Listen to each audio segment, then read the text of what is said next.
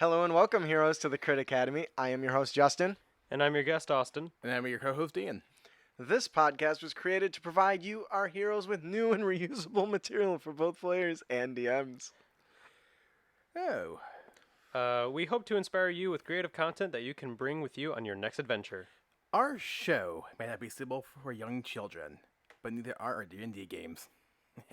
Thank you guys for joining us today here at Crit Academy Studios, where everything's made up and your roles don't matter. Yep, that's right. Your roles are like a homebrew world without any unique monsters. We have a really exciting episode.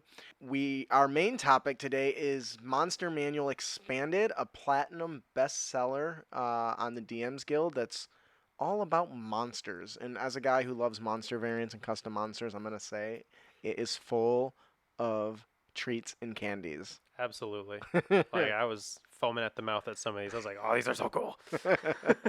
I'll be honest, I've had this product for months, and I have Really? not. I've been trying to find a good spot for it, and it's been hard. It really that's has. We cover a lot of monsters. We talk a lot about monsters, Mm-hmm. but this one is something near and dear to my heart. We are covering the Monster Manual Expanded. By Dragonix. If you've listened to the show before, you know that we've had Dragonix on before, and he has been a wonderful guest on the show and a constant supporter of our show and helping, in ways that I'm like for our DMs Guild stuff. I bug him a lot and stuff like that. So it's just overall awesome content. So I went ahead and shared the link. You can find the link below in the tiles below. I forget what the panels, so check that out. So what is the Monster Manual Expanded? The Monster Manual Expanded is 321 page source of content that supplements the Monster Manual. Now, this is awesome because every monster that's in the Monster Manual has additional options in this book for that. You mean at like the very end? No, No. all of it. Like, Oh, no, you're if talking there's a about- goblin okay, in the yeah. book, there's variants of the goblin. Yeah, this is a variant book, just so we're clear up front. Yeah, too. there's. I mean, it's really awesome because some of them only have one iteration of those certain monsters. So, Mm-hmm. which that means that the goal of this book, it aims to provide dungeon masters with more options and flexibility in designing your adventures and encounters, dressing up their dungeons with a wider variety of creatures and characters that are based on the monster manual, which is awesome. And finally, it also adds variants that provide nostalgic and classic feel to DMs that experience the older editions and are probably familiar with them, which I think is fantastic. God damn it. For all you old guards out there. Yeah, it says you guys look awful. Whatever. Yeah, that's the one downside of it, the camera being less blurry. Yeah, our ugly can shows see. through. Fuck. Oh my Maybe we god. should blur it back out, guys. I can put it farther away. They're like, no, take it away. Wait a minute, guys. We screwed up. Austin, did you see how many monsters are in this thing? Like 400 and something? Yeah, 470. So 470. many. Isn't that more than the monster manual itself? I think it is, actually. Yeah. I think the monster manual is like it's like high 300s, I think. Somebody ask Google. I can't It's a- if I leave this. It's a lot of Oh. new stat blocks, that's for sure. Yeah, it's a lot of content, and that's just amazing. Oh man, we got this awesome fan. She says the guy in the middle is pretty sexy. That's hot. She's your wife. The audience didn't know that until you said that, dick. Whatever. I didn't want to be the one to say it. I'm glad Ian pulled the trigger instead. I hate you all. Oh God. Yeah, So, that's the one problem I actually get playing it sleep. I'm way more snarky yeah. because I'm more awake. I prefer you when you're half asleep. Thank you. So we obviously can't cover 470 monsters, but we really want to give you guys a taste of this amazing It's just massive book. book. This 300 plus pages of over almost 500 monsters is just absolutely insane. What's interesting is every single creature has a little blurb about it, which I think is a nice little touch. Oh, as absolutely. well. It's just great. So we have each picked a couple monsters that we wanted to talk about today and kind of go over why we picked them. We're going to start off a little generic because I think it brings some really good stuff to the table. Ian, I think you said you wanted to cover goblins. Is that correct? Yeah, that was one thing I put on the list. All right. Well, what is it about the goblins that you really like? Is there anything that specifically stood out, or is there one you really tickles your dice? Oh man, there's no page number in the front index. It's page 130 in the book or 129 on your PDF. 129. I'm glad you saved that. I didn't save it. I did Control Oh. F to find it. Oh. Oh, see, I That's what I'm can't gonna do do That for works all for of some them. PDFs, not all. So. Well, you can probably poke off my screen if you want to Oh, find your yeah, stuff. But yeah, there's some really good stuff in here. So we know that like we have the Goblin Bodyguard. Guess what that does? It literally has a feature Bodies. called self-sacrifice. When a creature within 5 feet of the goblin is hit Oh. by an attack, the goblin swaps places with that creature and is hit instead. Does that sound familiar, Austin? At all? it sounds like something you can. Oh wait, it does. Yeah, Why does that sound familiar? because it's something that we put in. Except ours is like 30 feet. But Yeah, so we actually are going to be releasing a new paladin archetype called the Voidwalker that uses teleportation quite extensively, similar to like the very extensively. similar to the Horizon Walker. So A we're lot of really like excited for plane that. shifting and Yeah. And it- abusing dimension barriers. and it has an ability very similar to this. In the Goblin Bodyguard, the self-sacrifice just sounds awesome. And how phenomenal would it be to just be engaged in, I'm going to deliver the killing blow, and another one jump in front and bite the bullet. Like goblins typically don't do that either. As No, far as I'm usually aware. literally, Yeah. I'm pretty sure the Goblin boss has an ability that just grabs people and holds them in front and Yeah. makes them take the blow for them. So like even just having like, could you imagine you're just like playing and like, wait, I'm sorry. Oh, what am I doing on the show? Oh, I was like, who's that? Oh, I was like, oh, that's I know who that is now. You have friends. Yeah, apparently it's also your That- friend Yeah. and Ian's friend and Brandon's friend. I don't know who you're talking about. Silverwolf? You don't know who that is? Is that Matt? Yeah. Oh, Yeah. hey, Matt. I was like, we're waiting. I didn't think he actually liked the show. Okay. Anyway, no, he so watches. so what? He's probably a lurker. A lurker. So what is the reason that you drove to want to talk about the goblins, and what Yeah. what is your favorite aspect Well, of these goblins? Well, just because of like let me count quickly. I see 1. I see 4, 6. There's a lot. 8. Yeah. Yeah, there's they give 8 additional options for goblins, and yes, alchemists are an option.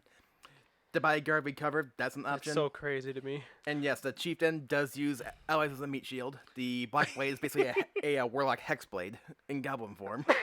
And what's great about this is everyone uses goblins. You always have goblins. Oh, absolutely. You can have goblins from level 1 all the way up to level 20. You just send more of them or make them trickier at higher levels. Yep. Goblin cutthroat, basically a rogue. I mean, didn't we? Shaman. Yeah, because even Druid. we fought a bunch of goblins in our last campaign. There was like there was like 200 or something in this like fucking kitchen, and we're like, oh, I'm playing Metal Gear Solid with my knife at the ready while I'm under a giant frying pan, waiting for one unlucky soul to finally peer his head in. That's very awfully detailed. Yep. What I think is cool about this is some of these have, like, as you mentioned, have player features, Yep. Which is something I do in my variants.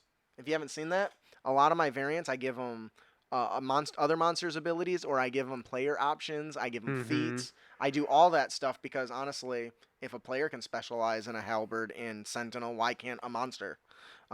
Absolutely. So this one's really cool. I love the goblin being a hexblade. I think that's hilarious. Can you Just so imagine a awesome. goblin talking a lot of smack and then holding out his hand and a damn sword appearing in it? And then you get cursed That's awesome. on top of it. It just sounds. Is there? If you had to pick one of these goblins as your favorites, do you have a favorite? I gotta go with the alchemist. Come on, man. The alchemist is cool, but I think the shaman can shapeshift like a druid. Yeah. I think that's fantastic. Sure, it can only turn into a warg, but that's fantastic. I mean, it just goes like, "Bleh," and you're like, you can't do that. Why I are li- you doing that? Yeah, I like it because it's abnormal, right? Mhm. You don't expect a goblin to be able to shapeshift. You don't expect a goblin to use, exploding potions and shit, right? You don't expect a goblin to attack. sacrifice its own life. That's definitely would catch me by Because surprise. what if you have like this like it's like a humanoid, and these goblins are listening to him or something, and like you're just like, oh, that's weird. These goblins are not killing that guy. Whatever. And like next thing you know, you go attack the humanoid guy because he's who you're looking for. Next thing you know, this goblin jumps in the front, and you're like, ah, wait a minute. Bombs away. And then there's another one with a fucking firebomb. You're like, wait, we need to leave. That's funny. We need to leave now. Yeah, so this is, you get 8 different ones, and they're all different. They're different CRs. I think the highest one's a 3, maybe, which is that's a pretty high for a goblin. For a goblin, yeah. I mean, usually they're pretty weak, but a level 3 goblin can cause problems all the way up to, once again, all the way up to 20. Yep. Chief is 3. You can throw in like 7 of those bad boys, and you're like, wait a minute. This goblin alchemist is very similar to our goblin slinger, I think. Kobold slinger. It was a kobold. Never mind. Yep. Anyways, it's another big one is kobolds. Which monster did you want to talk about today? What did you come with today? So I had 2 options, but I'm gonna choose the earlier one, which is the angels. They're called the Shaitans. Spell that. It's Shaitan, and it goes through the diva. They'd be shiting. But they go through the diva, the planetar, and the solar as normal. But the big one that they all get, every single one of them, is they get shadow stealth and shadow step. Now this is a feature of these angels, right? Yeah. And so specific to these. Do you want to touch on that flavor before we get into the mechanics? Because it's got some dope ass flavor here. I mean, short version, they're corrupted by demons. Yeah, they're corrupted by demons, and like they serve like the demons, like Grast and shit. Like they're like, hey guys, like we like demons now, and you're like, oh, hold on here. Yeah, like most fallen angels, quote unquote, have kind of gone astray due to like maybe Asmodeus' corruption, or some have succumbed to like the temptation of Gratz, the dark prince of pleasure. Yeah. These angels are known for Shaitan. I'm not gonna be able to say that without a straight face. That's why I call them shadow angels. It's a little easier to swallow. They're once beautiful, majestic. They have turned into dark and hateful opposites of their former selves. Now that to me is awesome, because that's very different than just a fallen angel. Like in the new Descent into Avernus, one of the big interesting NPCs is an angel that fell. Yeah. That fell so she could fight down on. Yeah, so she could just floor fight level. demons. Yeah. And, tried to get help. They're like, nope. But anyways, yeah, so these are a little bit different. These are actually evil bastards, which I think is great. You started talking about some of their abilities. Tell us about Shadow Stealth and Shadow Step and stuff. So normally when you think of like the angels in the monster manual, you think of them as like these like front-lining kind of, or maybe they're like in the back line kind of commanding. And these ones are the exact opposite. These ones are sneaky, they are tricky, they want to hide in the shadows, and they want to like appear out of nowhere and stab you in the back. Because Shadow Stealth is, while in dim light or darkness, the diva can take the hide action as a bonus action. Ooh. So kind of like similar to the Shadow Sorcerer, I think. Or rogues Or do that rogues, too, right? yeah. Rogues can do that just kind of Cunning whenever, action, but yeah. yeah. And then they get Shadow Step, which is while in dim light or darkness, the diva can teleport as a bonus action up to 60 feet to an unoccupied space it can see that is also in dim light or darkness. It then has advantage on the first melee attack it makes before the end of the turn. And all of them get this. That is amazingly sexy. And it is it's just, and I also talked to Justin before we started the show. I was like, could you imagine just like an angel and like all of a sudden its wings just start turning into black, and you're like, wait a minute, that's not okay. And like you're like, and its eyes just start to, they burn with fire, and you're like, oh, what are you doing? You were guarding us. You were leading us somewhere. What I think is really cool, they have what's called fiendish weapons, and they do an extra 48 necrotic damage. Which is so much. That's insane. So now so instead of a fiery blade, I'm seeing this thing of like dark, shadowy, crackling energy and shit. It sounds awesome. The scary part is it only Darksider gets series. You're right. It only gets stronger as you go up too, because like the Solar gets a 68 necrotic damage with its attack. Jesus. And it's powerful stuff. Yeah, the Solar is like the equivalent of the Solar in the regular monster manual. It's just they're terrifying. What do you think about these, Ian? Anything tickle your dice? They're very edgy. Evil angels. Yeah, evil Enough said. angels. He's like, there's nothing else I gotta say about these bastards. They look very Yeah. badass. Can I just say this? The Planetar has Yeah, life drain, which yeah. I think is just hot. Like, just touch people and they crumble, and the life sucks out of their body into his arm. Then his eyes glow and shit. That'd be cool. I like that. And then the Solar still keeps his slang longbow, which is so dumb. I still think it's basically like power word kill on a bow, and I'm just like, that's not okay. It's certainly not good. But and Oh, then that's funny. they even changed the legendary actions on him as well, where he gets like necrotic burst and dreadful glare, which is he can basically just like cause fear or just deal shitload of damage in an AOE. On your turn. It's very they're very cool. They're very unique. I thought it was fantastic. Yeah. So one of the monsters that I picked is the Trickster Satyr. This is interesting because we usually talk about all these dark, scary, creepy monsters, but the Trickster Satyr is a mischievous little bastard, right? He's got looks like he's got some points kind of like in the give off the bard feel. It loves to pull pranks on unsuspecting victims, specifically adventurers, because who doesn't like to start some shit with some people trying to do some serious business? It just a vicious mockery, so. What's really cool is it's the stats, the little flavor specifically says it is susceptible to flattery. However, and will indulge itself in conversations about its art, about the arts, especially if it can find the opportunity to recite poetry or sing songs, especially erotic ones. Can't imagine why Justin picked this one. Oh, wow. Yeah. I think this is hilarious because I just love to fuck with my players some more. And this gives me a really powerful way to do that. And his entire arsenal of tricks really exemplifies that. For instance, he's got access to Vicious Mockery, Minor Illusion, Enthrall, Hold Person, Suggestion, Catnip, Charm Monster, Greater Invisibility, and Mislead. I mean, everything about this thing is designed to just mess with your players. It says the Satyr is a 9th level spellcaster. Keep in mind, it's a CR2. But I don't know if that's a typo or what, but it says it's a 9th level spellcast. Yeah, 9th level would be 5 level spots. But its DC is relatively low at 13, which isn't too bad. But what it really shines at is its reaction. It has a really cool reaction called Distracting Taunt. The Satyr magically imposes disadvantage to a creature's attack roll, ability check, or saving throw, and to do so, the creature must be within 30 feet. Now, why do you think that that's terrible? I'm sorry. I was trying to get my phone to load up. But Terrible. It's terrible because any one of those Enthrall, Hold Person, or Mislead becomes way worse when you have disadvantage.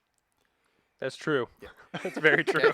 Okay. It becomes terrifying. And then you said this is CR2, right? Well, we Yeah. said terrible, I'm like, but this seems like a pretty good step, Black. Why is it bad? No. It's terrible for the players because Terrifying. you impose disadvantage on the save for them to be controlled. Yep. And honestly, I love that sort of stuff. You like to just grapple your players and Yeah, throw them around and make sure they die. I like to terrify them quite a bit. Except I've never died. I'm surprised. You should have died numerous times. You lucky SOB. Yeah, no, he's tried to kill me a few times too. Yeah. I'm really, honestly, the only person I think that's actually died is our poor buddy Matt. Yeah, Poor Garmore. Actually, I think 2 of his characters have died now. I'm mean- sorry, Matt. I'm not trying to kill you. I mean, the only time one of my characters died was because I was playing a warlock like an idiot, and I didn't build his stats correctly at all. And it was my first time playing, and I got crit through a tree, and I died. Well, better than a It was like soul being 4 ripped years out. ago or Yeah. something. Yeah, better than my soul being ripped out. Yeah, I think the most memorable time I recall dying at least was when I rolled low on stealth, rolled even worse on perception, and got ambushed by a owlbear who critted me.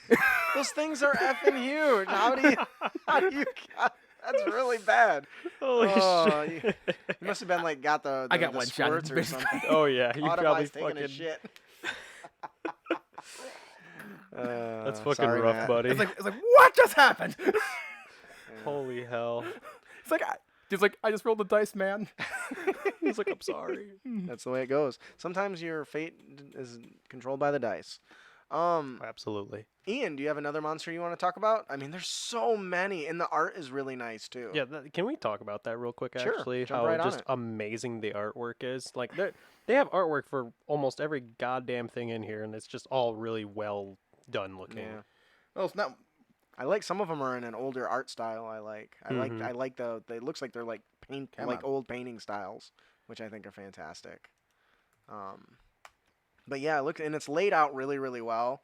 The only, if I had any critique, it would be that the monster stat blocks are just the same as I always see.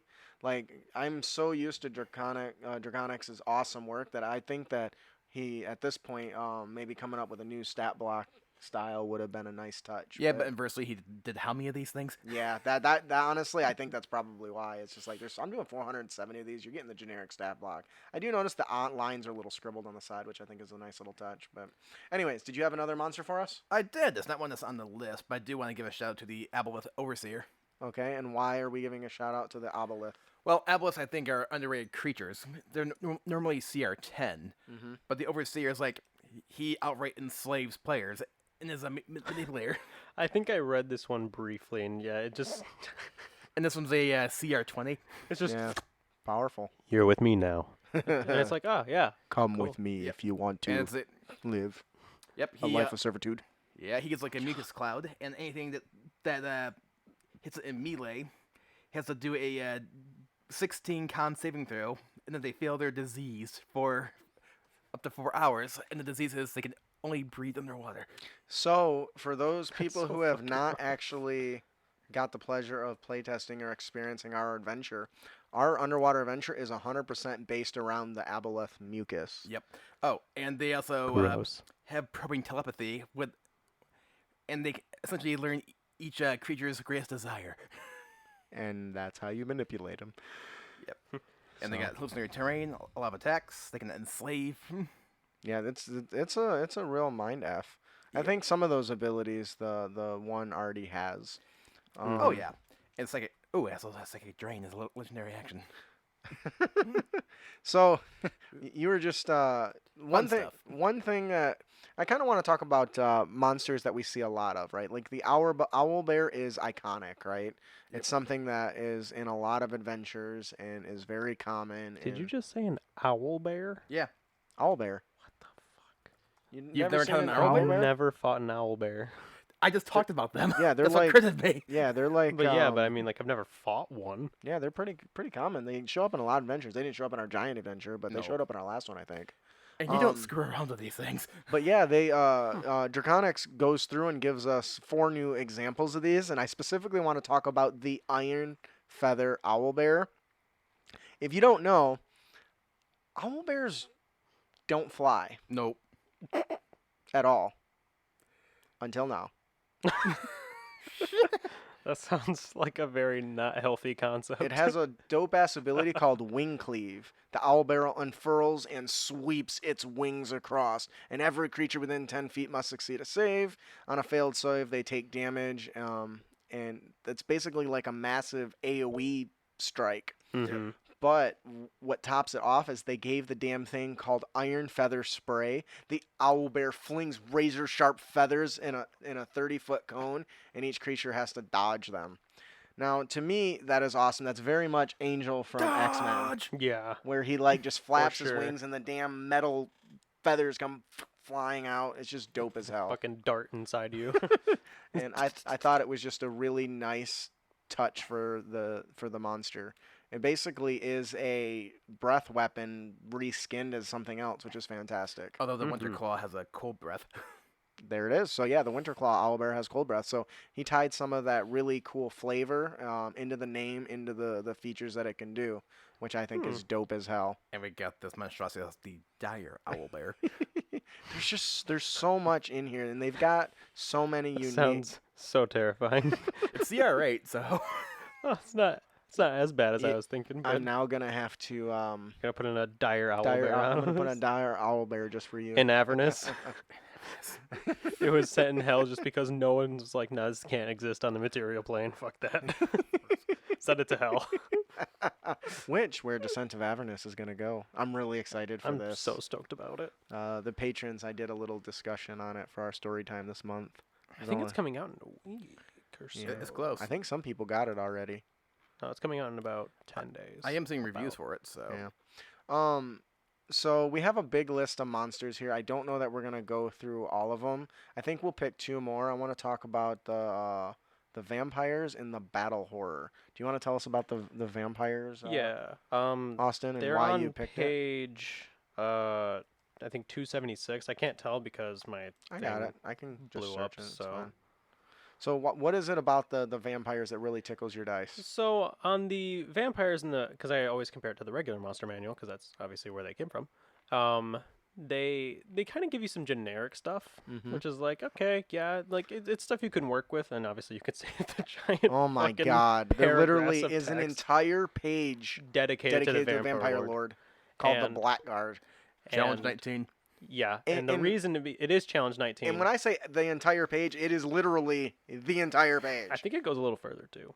Does I it? thi- No, No. okay, never mind. It doesn't. Yeah. So the Vampire Lord, and the reason why, in particular, that I really like this is because I used to play World of Darkness, and I really like the concept of like these ancient vampires that were like the first of its kind that have just existed beyond like people's imaginations, and that's kind of what that is, and it's just really like, yeah, Can we just take a moment to appreciate that this bastard can smite? yes, That is awesome. This vampire has smite. yes, isn't it fucking cool? That is amazing. And Misty Step. It's Oh! just this, and it has like and regeneration on smite, top of biatch. it, and like the fact you can just regenerate and just, I think it can charm a person. I think it can also bring back the dead, and just this ridiculous, just like overly statted thing, and it's just like, yeah, I mean, you're fighting a guy that's been alive for probably like 4,000 years. Of course he's gonna know a bunch of shit. Like, you've been alive for like 16 years, and you're gonna fight this guy who's been like 10,000 times older than you. Yeah. And it really shows in this stat block. Mm-hmm. The one thing I noticed is that very, very few monsters can cast spells as legendary actions, and this Vampire Lord is one of them. I mean, I see, aside from cantrips, a lot of them have like cantrips. Yeah, like at will stuff. But very rarely do you see What does cast that a have? spell Because I can't see from for here. spells. Just for the legendary action one. No, it can pick from its list. So it's got like command, compel to duel, searing smite. It can set you on fire. A vampire setting banishment. you on fire. Banishment. It can be. It's like, oh, that's a problem. That's not happening Be again. gone, bitch. Definitely worthy of its CR 19. Yeah, for sure. absolutely. I think I don't even know what its weakness really is, aside from the fact that it's a vampire and yet you can silver weapon it. Oh, Maybe. look. The barbarian rages. How original. Fucking vanish again. Oh my God, players would be so pissed off by that. But like, it'd be so awesome to like win against it, wouldn't it? Like, just Yes. you feel so be like epic. empowered after you beat it. Like, you just beat something that existed longer than fucking a kraken. How would you like to be the bastard that has banished the entire fight? Oh my God, that would suck as a player. He's just like, Come back and he's dead. Do I get experience? Did you fight him? Well, no, he banished me on the first round. Okay, so how is that different than reading a book? It's not. So I'm sorry, Jim. probably shouldn't They're have all- raged yeah. and got disadvantage on your roll. I don't know that rage does that. I don't think but- it does that yet. But still. Probably Oh should have my just God. raged and immediately been a first target for him. Can I just say it can charm people as an action, Yep. not a spell, just an Yeah, action. He can just do it. He can just Yeah. be like, wink. As And an you're like, action. oh. Like if he farts in your direction, you're just gonna.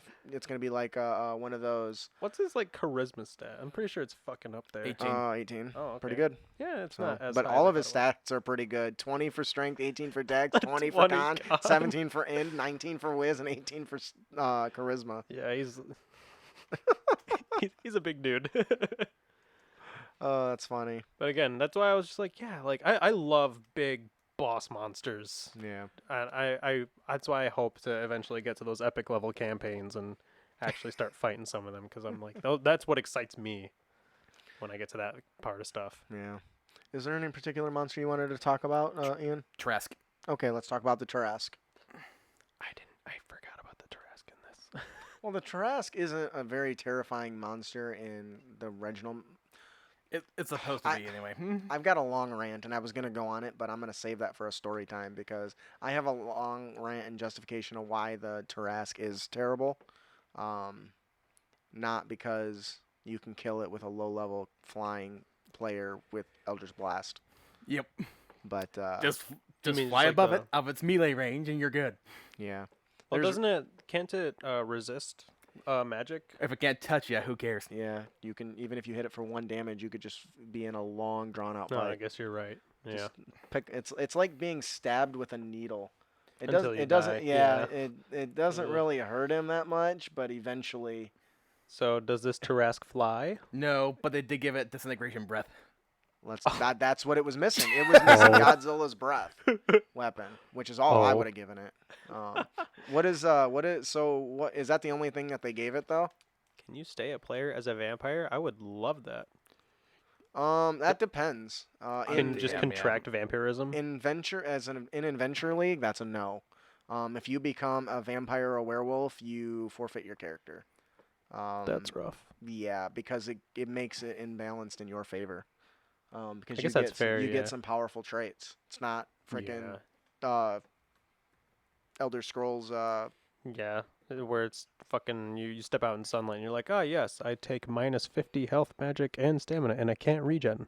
Yeah, except for I can Perfect. drink a potion that heals me perfectly every few seconds. Anyways. Yeah. Anyway, So is there anything else? What is the range on that destructive breath? Okay. Disintegration breath, which is recharge 6, is a line of 204 feet, and the line is 10 feet wide. That's the fuck you to the flying ass Eldritch Blaster. oh And yeah, the creatures must make a DC 20 dex save. 20. 20. Holy fuck! That's like trying to Even freaking my avoid rogue- Goku's Kamehameha wave. It's just so After big. he You're like, instant no. transmissions too. It's like he's like, oh, where'd he go? Oh, he's behind me. You fail, you take 10d6 plus 40 force damage. Oh, Jesus. You say 10d6. Yeah. I Gonna plus wreck your 40. shit. That's wait, Plus 40. plus the 40 base. It's just a base. Okay. And if you're not 0 HP, you're disintegrated. And it's just a recharge 6. You can just roll Hey, and get it back next turn, possibly. If you roll a 6, Our yes. buddy Matt knows all about fucking disintegration. Yes, he does. Yeah, he does. His character's met it twice. Oh my god. And you're not going to let up on that. Never. One It- time, it shame would- on the DM. I'll be Twice, honest. kind of shame on Matt. I'll be honest. If it didn't bug him so much, I probably would have never brought it up again. Honestly. But he cringes and it makes me laugh. And you know me, I like to poke the bear. Oh yeah. I'd like to poke the owl bear. Yeah. You're the idiot to poke See the. right there, even in text, he's like, grrr. You're the idiot that would spawn the dire owl bear, and I'd be the smart one, being like, yeah, you can. And looks like the other big addition they gave it to was Oh, right. Earthquake Stomp. What does that do? Ooh, I bet it shakes the ground. Yep, Yeah, but I each wanna know creature the- on the the ground damage within and 60 feet must succeed in a DC 20 strength check. If it fails, and they're within 30 feet of the Trask. Oh, and if you're within 30 feet, you have disadvantage on the save. Well, yeah, because he's effing giant. It's Godzilla. Yeah, failed save, 8d10 plus What'd you 10 do? bludgeoning, and push back 20 feet and knock prone. Yeah, Oh. that sounds savage. That sounds so like just after See, he just was fucking that hard, Watsy? Is it that hard? Apparently so. like just the things you have to just avoid with this creature. Like if you're a melee creature, you just don't want to be near. You're like, yeah, fuck that. Yeah. Well, to me, I'm gonna go on a short little Sure. blurb. To me, a Tarask needs to be treated more like a natural phenomenon, like an event, Mhm. like a hurricane or something. Because A force of nature. yeah, Yeah. sure, your players are gonna fight it, but what is it doing while you're fighting it? It's mowing down mountains Yeah, in it just seems cities, fucking, just like, attacking. changing geography. Yeah, and that to me, even if you manage to pluck it with as a little level 1 freaking flying Aarakocra warlock, Not anymore. while you're pissing it off, it's chasing you, storming through and killing everything. Oh yeah. So to It's me, that's changing where the entire hazard comes from. ecosystems, It. Yeah. So, anyways, that was kind of a short rant to the longer one. Yeah. I'll probably go on for Patreon. So stay tuned. But But yeah, I think that's basically the big changes they made Did it? in this document. Yeah. Okay. And Dragonix is really awesome at building very well balanced characters. Aside from maybe that vampire lord, but we'll more on No, that. I'm sure that it's all balanced. He does a really good job of balancing and doing a lot of playtesting, more so That's than true. a He lot of does do a people. lot of playtesting. Did I say yeah. this? Mention that this is a platinum bestseller? That is a really impressive goal. That So really is. he's got such great reviews. Like he literally put them on the cover. Like the cover is And there's skewed. like There's a 7, lot of 8. them. Yeah, so it says a fantastic resource for DMs that want to keep players on their toes or want stronger or weaker variants of certain monsters without the Which work, which is is fantastic. definitely something that I Yeah. like a lot. Because I know sometimes I want to be like, yeah, man, like, again, the vampire in the monster manual is like, I think his highest level is like 10. And I'm like, This one of this thing is a 5-star review. It says, "I'm just gonna call this a monster manual tube. This is by far the best product I have ever purchased on DM's Guild." I oh agree. wow. Yeah, it's effing loaded and it's balanced. And that's the other thing is he's constantly if you see his discussion string, it's Mhm. long, which is basically where you can talk to him about the problems you find or imbalances you have, and it's a long list of things that have been fixed and changed and corrected, which is Dang. fantastic. Having a weak version of a monster would be nice. I agree, Chuckles. Like, I there's agree. just sometimes like, you want that like cool monster fight, and like you're like, well, this thing's got like a CR of like 17. I can't throw that at my players. Yeah, that's how it goes. George. There was The Death Knight Lord. yeah, there's a lot of I don't think we've been on this topic Yeah. for a while Yeah, we already, so I have been. think we're gonna get it going. Veer off it, yeah. I think that'll do it for our main topic. Overall, what are your guys' impressions of this This- book? Incredible, honestly. Like, because I am going to be DMing pretty soon, probably, and I am definitely going to make use of this. Yeah. This is ridiculous. Well, and what it does is when you like to keep a theme, like if you want to keep a theme of goblins, right? But you want to Mhm. create variation, it's hard to do that if you don't already have the experience on how to build it, and then you still have to do it. Mhm. If you've got something like this, you've got the couple of goblins in the book, and now you have 8 more on top of it, introducing that variation to your game and really catching your players by the owl bear. By Yeah. the owl bear. There's actually one more thing actually I want to actually touch up. Just not very long. Okay, go. It's towards the end of the book. Mm-hmm. Where it says, if I can find it real quick, I think it's called character monster traits or something. Let's go. Let's see. I'm trying to find. Oh, monster manual creatures. It says this chapter covers every list creature in the monster manual, and you can give it additional traits. So those angels, you can give them there's a list of like 8 or 9. It's on page 330. Yep, according to the I see PDF. that. So it's additional abilities you can give that are tied to each monster. So you can like change them up even like he gives you more variants on top of it in case your players are like, oh, but he's probably gonna do something weird like this, and then you can be like, no, I'm gonna add something else on top of it. Yeah. Well, what's really cool is you can incorporate these into just the monsters in the monster manual. Mhm. Like if you decide you're going to, let me pick one here at random. We have the ankeg, the stupid insect that digs into the ground, right? It's a Talon CR2 bug. and it can have 1 talent. If you remember us covering monster talents and stuff before, this isn't new to you. One of the products we covered before was an entire book of these. Yep. Oh wow. For both player options and monsters. Ooh, player options. So, but this one comes with a good sample of that. So, for instance, the Ankeg here has hardened carapace, which basically gives it resistance to non-magical weapons, which actually it says it gives resistance to piercing and slashing weapons from non-magical weapons that aren't adamantine. So, if you include adamantine blades and stuff, then they can penetrate it as Mhm. well. It gets rising burst. It's a recharge 6 that basically allows it to burst out from underneath, victims and spray rocks and dirt into the air and cause the ground to shake violently. And each creature in the area makes a strength saving throw and taking damage and being knocked prone and all that jazz. So you can even add these options if you don't have the monster talents that he has, Mhm. which is just dope as hell. I'm glad you brought that up because honestly, I've totally forgot about that, Yeah, it's just like just something really cool to add extra things for you. which is just awesome. So, Just more content. which is immediately followed by here. Go check out our other products. He's gotten like entire page ones in here. That's awesome. So, any other comments on this amazing product? Definitely check it out. Dragonix does a lot of great work. Mhm. So if you do use it, make sure to leave them a review. Really should include that more often because that's very helpful. Yes. That'll do it for our main topic today, you guys. Before we move on to our unearthed tips and tricks, we have another gift to give away. Compliments of Loresmith. Where is the audio? I don't know. That's a great question. I miss Brandon. Each episode, we will draw another lucky subscriber's name, and they will win the best-selling adventure, The Claws of Madness, Compliments of Loresmith. Loresmith is a small indie team of creative artists who remember exploring the realms together with friends, finding incredible places, and meeting colorful characters along the way. They set out to deliver an experience that sparks those lasting impressions that pushed them to create their first standalone adventure, The Claws of Madness. This best-selling adventure is one that you don't want to miss. Woo! Who is our winner today? Our winner today is J. Pin Jackson. Like Woo. Jumpin' Jacks? Yep. J. Pin Jackson.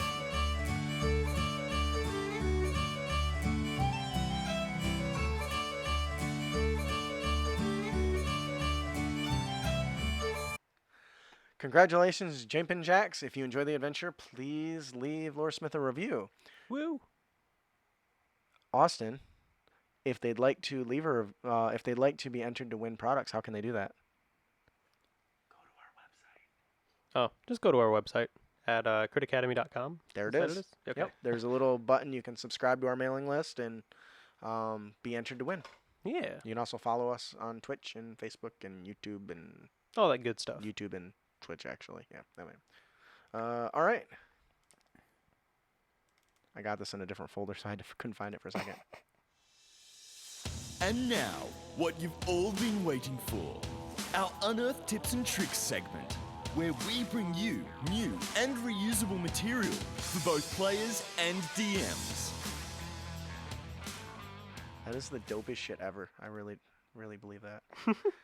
Our first if you do not know, our Unearthed Tips and Tricks is a segment where we bring you character concepts, monster variants, DM tips, player tips, monster or magic items, encounters, freaking everything. All sorts of good junk. Yeah.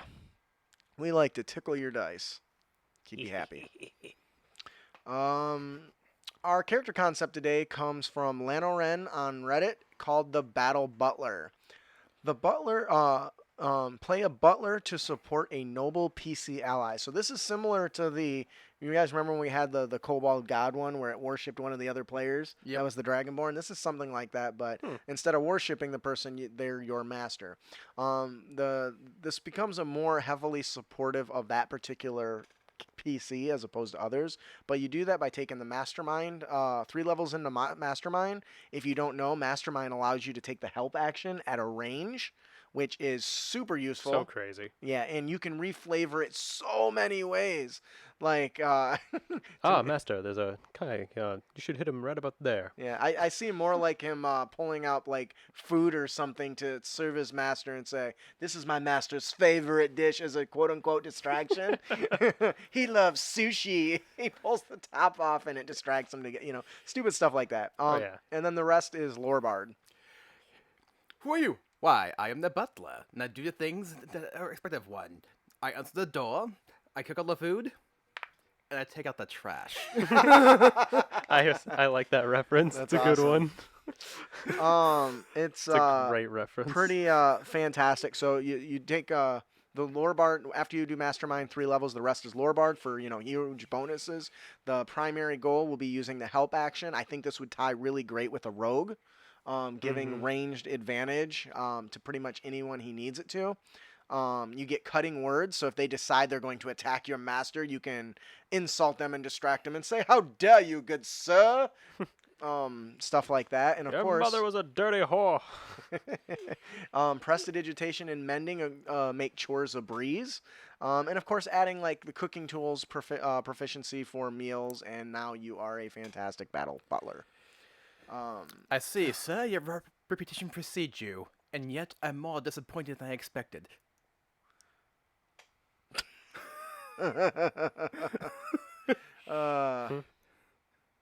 what does that say? All I know is I am tired of hearing, "Hey, don't read," said released item. Like a I'm gonna campaign. use it. Downside of you and your DM husband watching your show. I got it. That definitely seems interesting. He says lies, slanderous lies. It's your fault for introducing me to the show. You only have yourself to blame. We're glad we're. I hope I hope that we don't pull your marriage apart with our greatness. We are here to bring people together, not pull them apart. Unless they're at your table, then you rip them apart to shreds and stomp on their corpses. I'm sorry, what? Where was I going with that? This is supposed to be a happy occasion. That Well, this was a Yes. bicker and argue about who killed who. Yeah, who threw what monster at whose character and who devoured them? No. Never. Overall, I really like this concept. I am a big proponent of supporting characters. You really are. Yeah. A lot of the stuff that I run is support because while it's cool to show off, it is so much cooler to help other people get those epic moments. Because they get excited and they jump up and down and they cheer and you go and I like to help generate more of those moments. And I find when I'm giving you advantage because I'm pinning something to the ground, I'm using the help action or cutting words or inspiration, all that sort of stuff really just helps more of those situations arise. So Cass says, my rapier was defected by his armor. A little to the left, sir. Oh, thank you. I will bring you together and then tear you guys apart and asunder. Anyways, overall, is this something you would run? It'd be interesting to play. Yeah. If I had like a, Mastermind is good. cause like, yeah, like I mean, Mastermind is good, but just the being able to work with like another player character and have like there's just two people very closely working Role-playing? together. Yeah, Yeah. that's just the fun part for me. Because while this talks about mechanic benefits, it doesn't talk about all the role play benefits you're gonna get. Oh yeah, from- absolutely. Because one guy's gonna be a noble, and you can go to literally all the parties with him because you're his butler. Yeah, and the role play that's gonna come out of that is excuse me, sir. What is it you would like me to do to your shoes today? Would you like them shined, polished, or I totally had something in my brain and it just like seriously. Not today, Albert. They're gonna get a little dirty today. I've told you my name is Alfred, but yes, yes, Ah, master. sorry. I'm not thinking about Lawrence from Ratchet and Clank games. Yes, or just Clank. I was thinking from the standpoint of, though, Lawrence is clearly slightly traitorous to his boss. Oh, but yeah, never- yeah, yeah. But never actually does it. It's good game. That was a brilliant idea, Lawrence. Yes, sir. You put the wit in twit. That's funny. Yeah, Oh, you're right. just- Chuckle support characters are always fun to run in support groups. What I liked about the mastermind is that I played a dagger throwing rogue mastermind, so I reflavored the help action as exploding kunai from Naruto. Mm-hmm. So it wasn't doing damage, but it was like exploding in their face, so somebody else could get in and punch and kick and shit. It was great. So I think that'll do it for our character concept, the Battle Butler. I guess I'll take this one. It's kind of big. Or do you want to try and give it a go? No, you can go ahead. Okay. That's fine. Our monster variant of the day is the Imoleth. The origin monster you're going to use for this is the Fire Elemental. When a collection of demons is slain and their spirits fall back into the abyss, occasionally they land... I should do this in a darker voice, huh? When a collection of demons is slain and their spirits fall back into the abyss, occasionally they land in the same location atop the flames of the 9 hells. The heat of the fire causes their spirits to fuse into a single entity. This event is extremely unpredictable, but the result is a single terrifying infernal demon forged from the spirits of many known as an Imolith. Few demons despise the living world more than Imoliths. Thus, they are often encountered in the company of powerful undead creatures such as liches and vampires. God, that's awesome lore. Right. Is that dope as shit? I totally ripped that from 4th edition. So, so what makes this different than a fire elemental, you may ask? So we're going to give it some new features. The first one's going to call the Vigor of the Grave. It recharges on a short or long rest. If damage reduces the Imolith to 0 hit points, it must make a Constitution saving throw with the DC of 5 plus damage taken, and unless it is cold damage from a critical, on a success, the Imolith drops to 1 hit point instead. So it potentially can stay alive a lot longer than its hit points would normally allow, which I think is fantastic. The next feature it gets is Flame of the Nine Hells, which recharges on a 5 or 6. The Imolith emits a blast wave of fire. Each creature within 15 feet of the Imolith must succeed a DC 13 saving throw, taking 14 damage, or 46 damage. On a failed save or half as much on a successful. If the creature fails the saving throw, it ignites. Burn, bitches! Oh. Until the creature, it burns until the creature takes an action to douse the fire. It takes 1d10 fire damage at the start of each turn. So it doesn't just go out, it does ongoing damage to burn the shit out of your players, which is glorious. Oh, absolutely. Let's light these people up. And the last feature it gets is called Deathfire Curse. As a bonus action, the Imolith targets a creature it can see within 30 feet, and the target is cursed for 1 minute. The curse ends early if the target dies or the Imolith dies, or is incapacitated. Until the curse ends, the target's speed is halved. They lose any resistances to fire damage and gain vulnerability against fire damage. That's what it is. If the target has immunity to fire, they are immune to this effect. So, like, if it's a fire giant, he's going to be like, hey, no. Fire giants aren't immune to fire, I don't think. They're not immune? I think they have resistance. Don't Is it they? just, Can you check maybe that real it's quick? resistance. I You might think- be right. It might be. I think it might just be fire resistance. I could be mistaken though. I've been wrong before. Ian likes to prove me wrong, so he's looking it up for us. So overall, what do you think of this character concept so far? I'd actually like fighting this thing. Damage immunity fire. Oh, Okay. I was wrong. That makes more sense. Because I remember we fought the big bad evil guy. Mm-hmm. And I was like, I don't think fire actually works on this guy because he's on fire. Yeah, I think He is that fire. I think that might have been a typo in the text I was using then. Okay. That makes more sense. Because Uh, you guys didn't use fire, did you? We'd never used fire. No. Oh, okay. We just- Anyways, We just banished him. We just banished him and then shot Bastards. him with a giant laser. anyways, so overall, what do you think about this? He's pretty. I like the Pretty dope. AOE and the just the curse. The Deathfire curse is what really like separates it, I think. And like, cause like you could be like, oh yeah, what if I was like a warlock of the fiend, and I chose a fire resistance because maybe I'm running through fucking hell, and I'm like, oh yeah, I'm not gonna be worried about this stuff, and you guys do all half damage to me because you're all fire. And most of them will. And then this guy pops up, and you're like, wait a minute. Why? And then suddenly you're just like, you're taking like double the damage of fire, and you're Yeah. like, this is bad. I think that's a good way to catch the player off guard, though. Like tieflings wouldn't expect that. Oh no, never, Never. And I think as a DM, in order to allude to the fact that you've been invulnerable, I would say give him some line about how he chants this thing and a ring of fire appears around you for an instant, and all of a sudden the area just got a lot hotter or something like that. You would Mhm. have to cue them into the fact that you just made them vulnerable to fire, Mm-hmm. because that's double damage, baby. Yeah, it's gonna hurt. It'll wreck your shit if you're not careful. So it requires you to think, not just charge in and. But get of your course, shit. you don't want to just like tell them, hey, by the way, you're not vulnerable to fire. That depends on how high of a level they are compared to this thing, I would think. I guess but, that's true. Yeah. But that's part of the challenge, is introducing a variant that they won't expect, and how Mhm. many people have to die from a fire effect before they realize they're taking double damage. Mhm. But I think it would really be up to the DM to, if you're not going to outright tell them the mechanic, make sure you imply it clearly. Yeah. So. And if they're still not getting it, keep on implying, because they gotta learn eventually. I cast fireball. You realize this room smells like gas. Oh no. I think that'll do it for our monster variant. Do you have anything on this, Ian? Burn. Okay. Nice. That'll do it for our monster variant, the Imolith. Woo. All right. I got this. You got this one? All right. Ritual of the Nine Hells. Is our encounter. Yeah.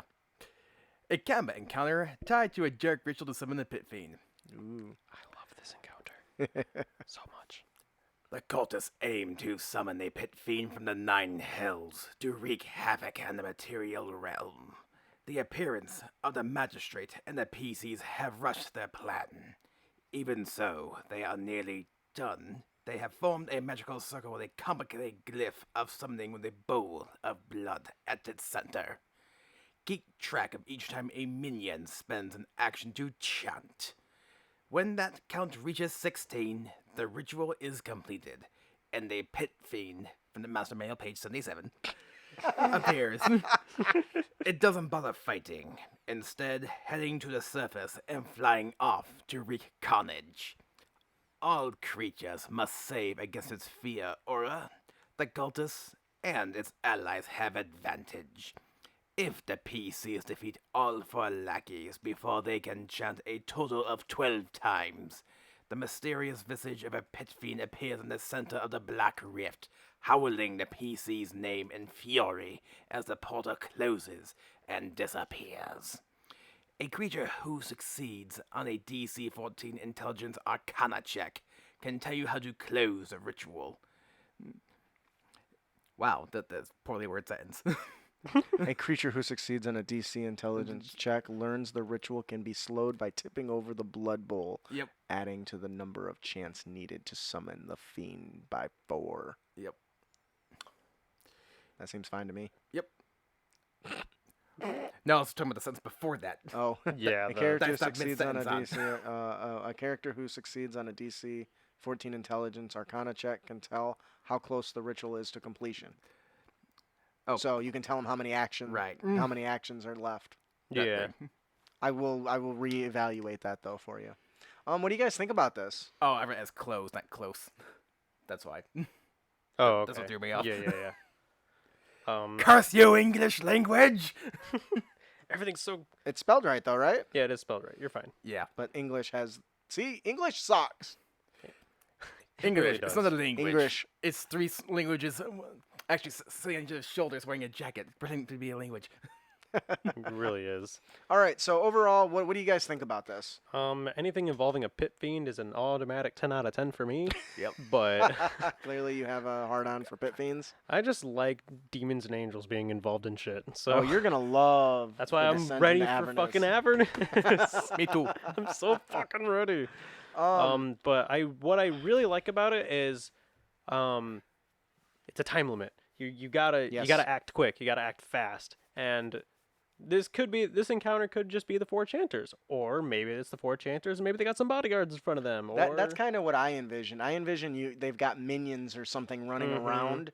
As maybe the they're like cultists calling are for chanting. help or Yeah. something, and like there's something there distracting you, and you might have to have a couple people deal with like the other assailants while a few are trying to figure out how are dealing with the cultists, right? right. And So cultists aren't super weak, right? well, it depends if you use the cultist Yeah, I stat guess. block or what monster you pick for the stat block. I guess that's fair. It says yeah. cultist, but it can be whatever stat block you want. You can make them damn mages at a higher.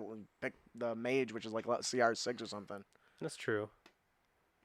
What the type of heal is it? I'm assuming hell. What type of hell is it? The kind that burns? Yo, it's just I don't know. It's a fucking pit of fire, probably. Well, I think he's talking about from the 9 hells, I guess. Oh, from the 9 I don't know hells? which layer they come Oh from. yeah, I don't know. The stronger they are, the farther out down they are. But this is a pretty simple one. It's tied directly to the characters taking actions. It puts a time limit. What's really cool is if they use skill checks and to identify the weakness in the chant, they can Mhm. extend the chant's duration, increasing their time limit, which I think is fucking Yeah. fabulous. I think that is a great way to include skill checks into a combat scenario. Mhm. So Which is also something that I feel like should be done a lot more when Yeah. it comes to like these type of things. Yep. But sometimes the setup for them can be kind of wonky, and you have to do it flavorfully. yeah, absolutely. And that really comes down to the DM for sure. So Mhm. I think that'll do it for our encounter of the podcast, the Ritual of the Nine Hells. Austin, would you like to tell about some about what? I think I just had a seizure. Would you like to tell us about our magic item today? You said you had some good comments earlier. Absolutely. So this is the magic item, Sapphire of the Sky Fury Rune. It's a wondrous item. It's very rare and requires attunement. This cloud-shaped stone measures about 2 inches on each side and is half is a half an inch. Hey. Leave my typos and bullshit out of this, okay? It's half an inch thick, with a sky rune That's what carved she into said. it. That's rough. I know. And the gems is translucent and radiates a faint sky blue light from its core. The sapphire has the following properties, which work only while it's on your person, not in you. Don't swallow it. That's bad.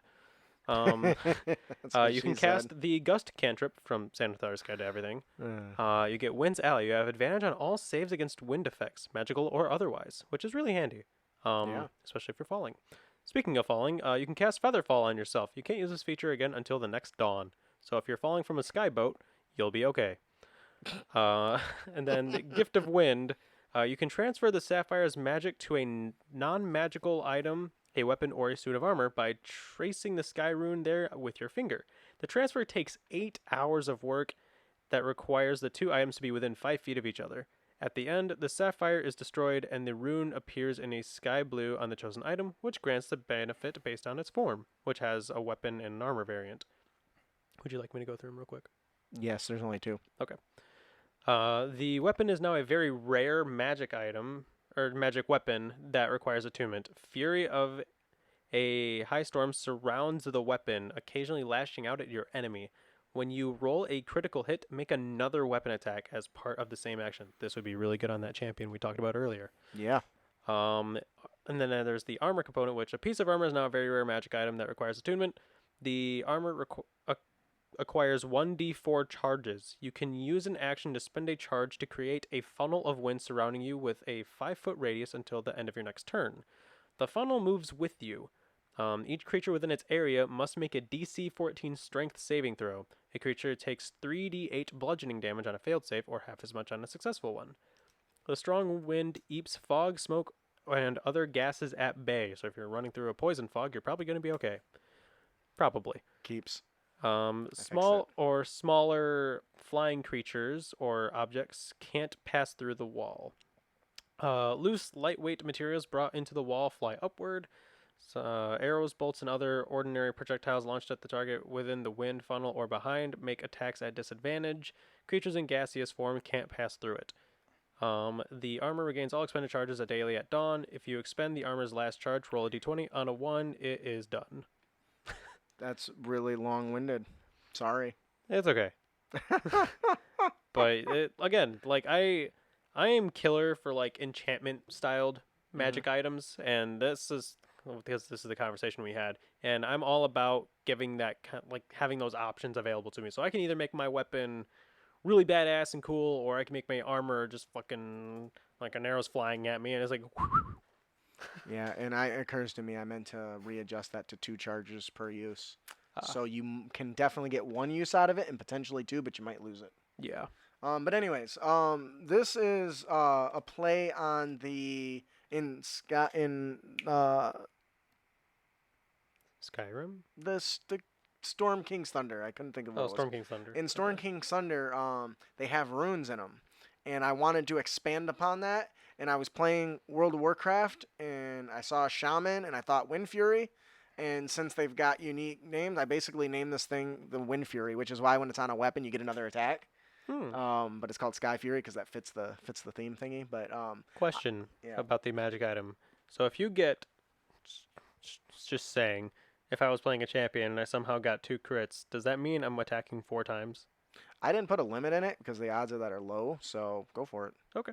I mean, you can see the difference in power between the 2 weapons, right? Mhm. I mean, it's clearly night and day. This is a very small chance, but when it does happen, Right. it has a potential to Yeah. be fucking devastating. Next thing you know, your champion's swiping really fast, and you're like, "How is he doing that? He's never done that." Well, before. and this was specifically designed with the champion in mind due to the question that came in.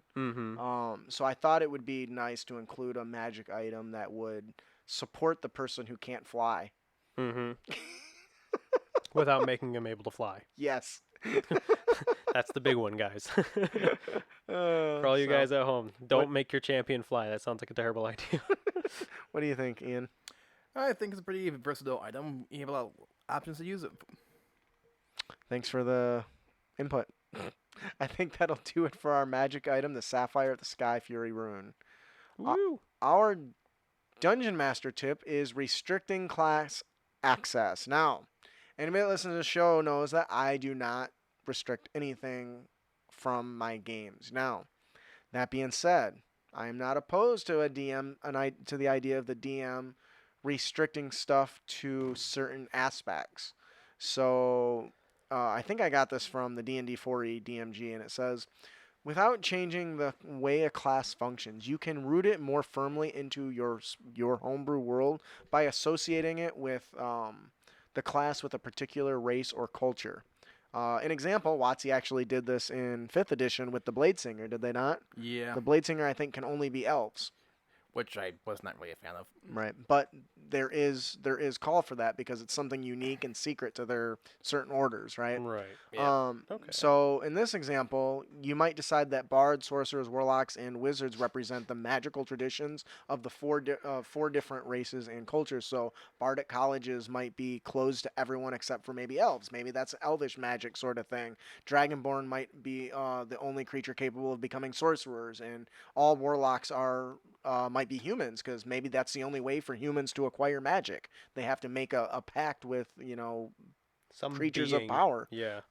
You could break that down still further, saying that maybe the bard colleges of lore are all high elves, and the bard colleges of the sword or war or whatever are wood elves, and gnomes discovered illusion magic, so all wizards who specialize in illusion are gnomes, and different human cultures produce warlocks with differing packs and so on, and similarly different cleric domains might reflect entirely separate religions associated with different races and cultures. You decide as a DM how flexible you want to be in allowing a player character to break these restrictions. Can a half elf live among elves and study in bardic traditions? Can a dwarf stumble into a warlock pack despite having no connection to the culture that normally produces warlocks? As always, it's better to say yes and use the player's desire as an opportunity to develop the character story in that world rather than just shutting down the possibilities. But when you're building your own custom world, sometimes there's certain restrictions you want as a DM to tell your story. For instance, if I wanted to run a story closer to Lord of the Rings, I wouldn't include. You probably wouldn't have warlocks. You probably wouldn't have sorcerers. You probably just have wizards. Yeah, you probably wouldn't And have any of them. I wouldn't probably even. Maybe there's a restriction on it. Wizardry is very rare if I'm not mistaken, in the Lord of the Rings world, there's very few people who can actually use powerful magic. Yeah. I think you're right. So in order to get that feel as a DM, I would have to restrict certain things, right?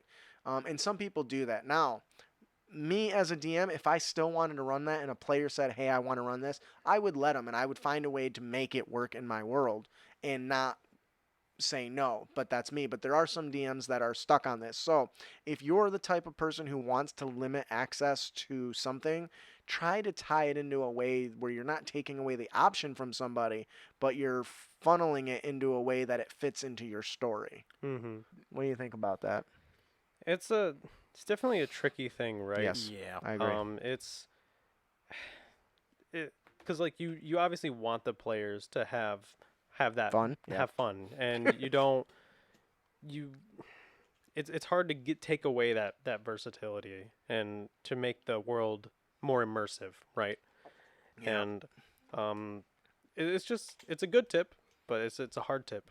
Yeah, You the reason I brought this up is because I'm running a game for the kids at church, and they're doing a hunt quest for what essentially is a werewolf. And magic makes it so easy to figure this out. Adding a Absolutely. powerful spellcaster just makes it so easy. I'm like, you know what? I'm gonna give them all characters that are no spellcasters. I mean, they don't know. I pick them out and I give them, here's what you're gonna be running. But Mm-hmm. it was the first time that I had ever said, no, you're not. I'm not allowing this at all. And I don't usually do that. And so I dug really deep to find, okay, if I was going to do this, what would be the best way to do it? And restricting class access to a specific location might help with that. And how you can have your world where everything is unique if you're going to take the time to build the lore around it. But if you're going to have a world that, okay, only wizards are, or only all humans are only warlocks, well, you better make sure you're including that little detail in the lore of the world as we're playing Yeah. and make it important. Mhm. Otherwise, it's going to feel like just a decision you made. Yeah. But I don't think there's anything wrong with restricting class. Obviously, you sound like you already didn't like the Blade Singer being an elf thing only. Okay. Well, I'm just generally speaking not a big fan of restricting classes or races in general. Like, I hear you. like honestly, like usually for me, if a D is like, I banned this, why? Because I don't like it. See, That's that usually a pretty big red flag for me. see that's different. That to It me, is that's different. Yep. That's I'm banning it because A, it's imbalanced, or I just don't like how it works because probably I don't understand it. But some people want to build a world where Right. But if their entire reasoning is because I don't like it, it's like, I agree. Forget you. But this was me Yeah. trying to find a way to include that sort of mindset in a way that actually is constructive and can breed lore in the world. So Mm-hmm. Which is always important for some of your players. yeah, you got those lore people. Oh yeah. I think that'll do it for our Dungeon Master tip: restricting class access. Don't be a dick about it. Yeah. Speaking of which, our player tip of the podcast is Don't be a dick. And you can avoid dickitude by personal decisions. This comes right out of Xanathar's Guide to Everything. I have read through that book and a couple times, and somehow I had missed this the first time. So, your character's life takes a particular course depending on the choice you make as characters in your background in your class. This is something that was really introduced pretty heavily in 5e. So when you pick your background, it's not just, oh, I was a sailor. That Mhm. or I was I'm a noble. You want to build on that. And in Xanathar's Guide, they ask you a very simple and important decision. Why did you become this background? Why did you become a criminal? Because you can say, oh, I'm a criminal background, so this is why I would do it. Well, why did you become a criminal? Because you were being bad and fell into a wrong group? Or did you become a criminal because you and your sister were starving on the streets and had no money and couldn't buy bread and couldn't get nothing, so you had to steal? So you Yeah. learned to be thief, not out of trying to be bad, but to survive. Yeah, and that's obviously two very different things, right? Yes. Yeah. Now, technically, you still acquired the thieving skills, and you've made connections with people. I think the background for criminal is like criminal contacts. You met these people because you had to fall into a group of people that were like-minded so you could survive. That makes for such a more interesting character than just I'm a bad guy. Yeah. And I see that so often. It's important to understand why you choose your background. Why did you choose the path? Why did you choose your class? If you were a sailor, why the hell now are you a wizard? Were you on a boat and a wizard, did some voodoo magic and poof, you ended up teleported out of a storm in the middle of a lake? Actually happened in a book I was reading.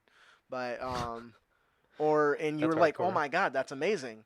And I want to learn that. Or did you become a wizard because you found a dying wizard that was shipwrecked and he passed on his quest to you in his spell book, and now you're on this goal to become a master wizard to share a specific secret with somebody.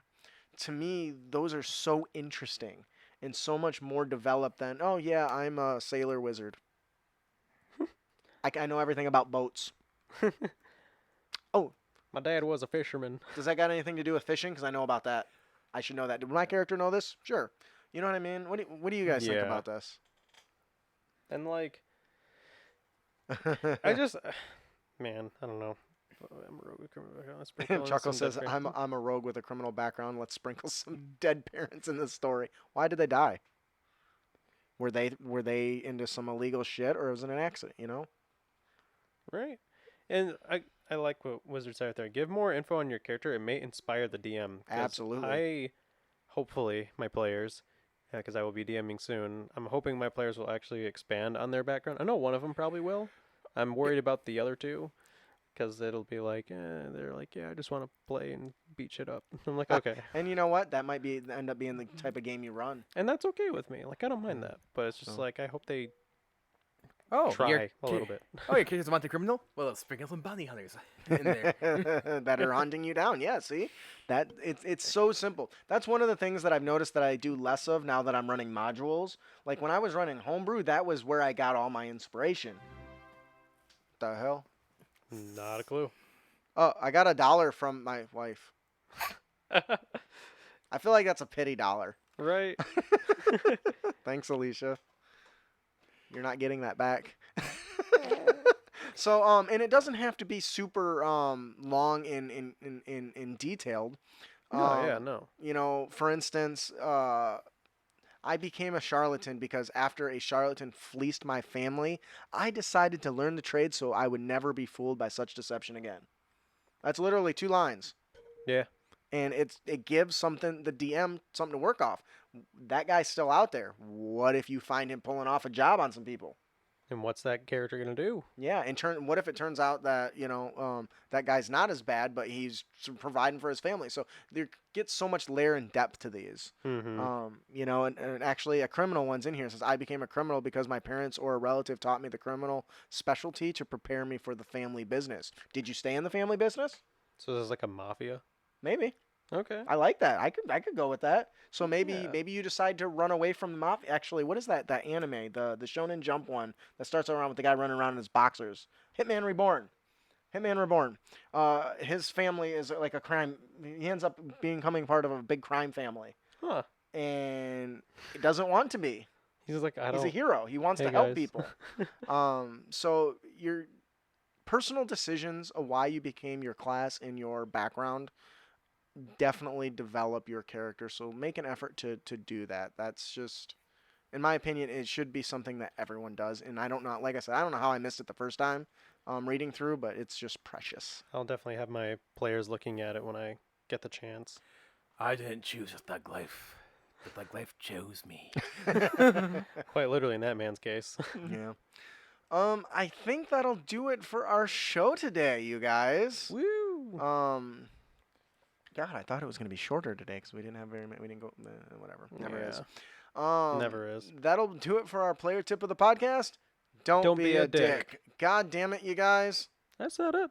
Late, and then he didn't even say it. I didn't say it late. You were off. We're going to be not synced perfectly because we're human beings, but okay. How far off was his thing? You guys tell us. I was not that. Maybe my brain wasn't. Anyways, let's go. Don't. I got you. That is our player tip of the podcast. Don't be a dick. And you can avoid dickitude by personal decisions. By not being a dick. Yeah, which I am. Don't be this guy. Yeah, all the time. Terrible DM. It's true. I'm horrible. Everyone hates me. See, not far off. See? Stop living up to your name, Richard. See? Oh, come on, Chuckles. You're supposed to support me and agree with everything I say without challenging it at all. See, you took the God King thing off, and now they can defy you. Oh, damn it. Guess I'll have to fix that. Yep. All right. Before we close out, we have one more gift to give away. Woohoo. Compliments of our boy Jeff. Our boy Jeff Stevens. It occurs to me that I still haven't actually added his thing in here. So, Whoops. damn it, Justin. It's on that one, but I don't know where it's at. And It's fine. Let's just go. woo. Check out Jeff Stevens' shit. It's awesome. Yeah. The Madhouse of Tasha Kiss is one of the few that can alter your characters on a roleplay level for their personalities and shit. It's awesome. Woo. I'll have to get that plugged in. Fixed it. I'll get Yeah. that added to my thing. Who's our winner today? Our winner today is Charlie D. Dewey. There it is. I clicked it only once.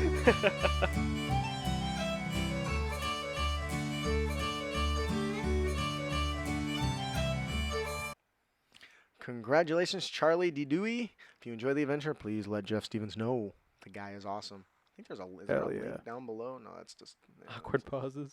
What's We're like, awkward. we're like, Please join us on our next episode. We will be interviewing Tulak the Barbarian. I am totally joining. Do you know who that is? I do. I followed his YouTube literally about, I think, like 3 weeks ago. So yes. Yeah, he's a popular Yes. YouTuber that takes your favorite fantasy characters and shows you how to bring them to life in D&D 5e. It is fantastic stuff. He's actually what inspired me to want to multi-class my rogue. Ah, Because he does a Very lot cool. of multi-classing. Tons of well, it. yeah, that you have to get the specific Mhm. features. I mean, how else are you gonna make Iron Man? I saw that one. It was so good. It I was was. very impressed by it. I'm really excited to have him on.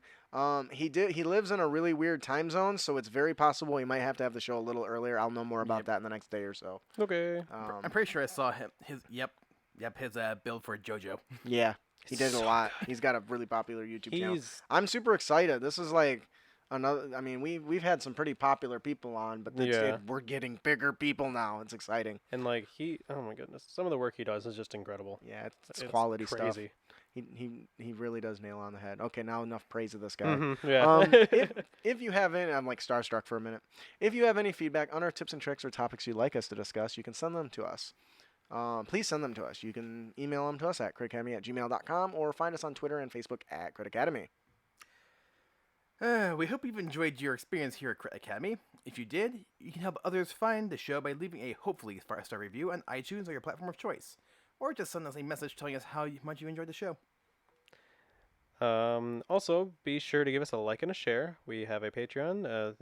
Support the show for as little as just $1 a month. Nope, that's me. I got it. Okay. Yeah. So if you want to support the show, we have Patreon. You can check us out. It's a reward. It's a tier-based reward system where you can get fat loots for tossing a few dollars our way to help improve the show. Or you can pick up our DM's Guild products. As of this recording, our skill challenge just hit Copper bestsellers. So if Woo! you haven't picked that up, check that out. Super exciting. Hell yeah. Actually, I just found out earlier today our free product, our Gun Mage, which is free, but you can toss a few dollars if you like it to us, has hit bestseller status too. Nice. Now Oh, holy that's crap, that's that's interesting awesome. because you don't get any points if it's free, but only if they donate to you Really? as part of a sale. Yeah, That's awesome. So that's pretty exciting. Yeah. Brandon also does commissions. Head on over to Facebook and check out his artwork. Make sure to subscribe to our show at critacademy.com. Follow us on twitch.tv/critacademy and subscribe on YouTube so we can help you on your future adventures as well as be entered to win cool prizes each and every single week. Make sure to check out our fellowship members as well. Interparty Conflict is awesome. Gabe and Jeff do a great job answering your questions every week in a very professional format. And the Funeral Pyre is awesome. Woo. One little spark's like, yay, another product I can't read. Oh man. Also, make sure to check out D&D Character Lab. Those guys are awesome. Every week they make thoroughly fleshed out characters and argue whose baby is better, like some real bards. And of course, Brute Force and Ignorance is an actual play podcast full of awesome team members from all over the planet. So check them out. Also, check out the Kind GM on Twitter and Facebook. He does a D&D blog full of greatness. I am your host, Justin. And I'm your guest, Austin. And I'm your co-host, Ian. Thanks for listening. Keep your blades sharp and spells prepared, heroes. Gun mage. spell Wizard slinger. says I call the gun mage spell slinger. It's not a spell slinger, it's a gun mage. The gun is an acronym. How dare you change my I don't care. Not at all. It's As long like as you leave a review. Geo something. Fucking. Genetic unconventional neofocus. Yeah. That. I'm the rogue. I don't keep track of that shit. I just keep down notes. I'm He's like, I just stab stuff. I look at my notes. I'm like, unified something. necromancer. I don't know. Fucking- All right. We want to thank you guys so much for joining us once again. Woo. If you enjoy the show, share our Twitch page on your Facebook and your Twitter and all that stuff, and tell people you Yeah. love us. Help your friends find us, all that jazz. Make sure you're following us too. So, Yee. all right. Keep your blade. I already said all that. So you guys have a good one. Let's all wave goodbye. Bye.